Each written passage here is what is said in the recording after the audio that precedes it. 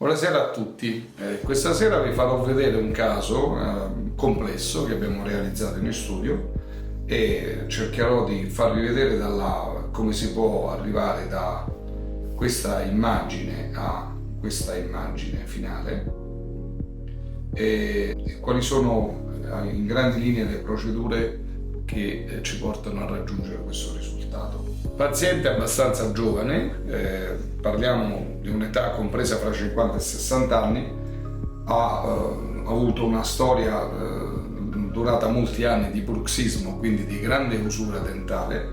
Come vedete è un'usura assolutamente severa, i denti si sono tutti consumati e rotti fino all'esposizione delle camere pulpari. Le camere pulpari sono la parte vitale del dente, quindi che contiene tutti i vasi, tutti i nervi, eccetera, eccetera.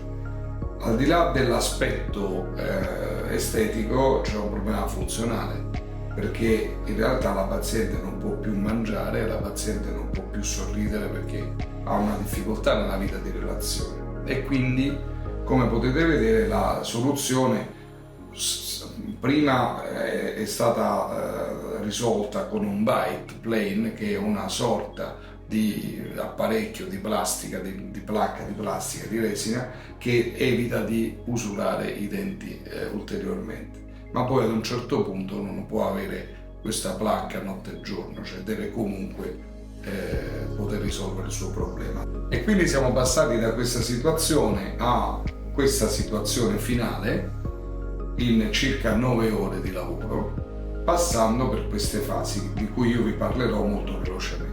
Questa è una fase subito dopo la parte chirurgica, perché abbiamo dovuto dare dignità ed eliminare questo che noi chiamiamo gum smile, cioè questo sorriso gengivale, proprio perché è assolutamente brutto. Quindi abbiamo disegnato delle nuove forme, delle nuove parabole dentali e abbiamo quindi utilizzato la chirurgia che, come potete vedere, è stata appena eseguita. Da questa situazione siamo poi passati ad avere delle forme che noi avevamo già ipotizzato, no? E quindi avevamo già pensato che le forme più giuste per la paziente dovessero essere queste. E quindi abbiamo fatto chirurgia e poi abbiamo posizionato questa sorta di guida, nell'ambito della nostra forma e della nostra estetica. E subito dopo abbiamo utilizzato ovviamente dei provvisori che sono delle ricoperture dei denti, che poi saranno finalizzati con dei definitivi che saranno molto più belli ovviamente dei provvisori immediati, che sono solo un modo per dare funzione ed estetica immediata al paziente e ricevere da loro un'informazione per noi che ci servirà poi per finalizzare il lavoro. E questo è il lavoro ultimato.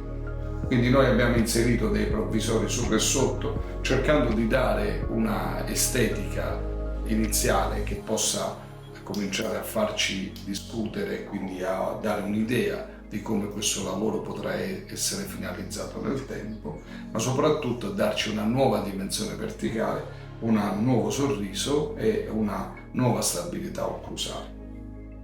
Vi saluto.